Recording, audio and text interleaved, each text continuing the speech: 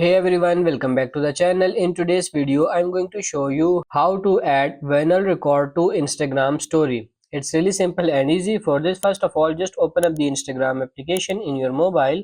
Now you have to make sure that you are using the latest version of Instagram application. If there is any update, just make sure to update it.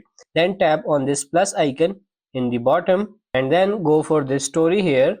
Go to this camera icon. So let's say this is the photo, and after this we just need to tap on music here. You can browse or find actually whatever song interests you. Basically it does not really matter.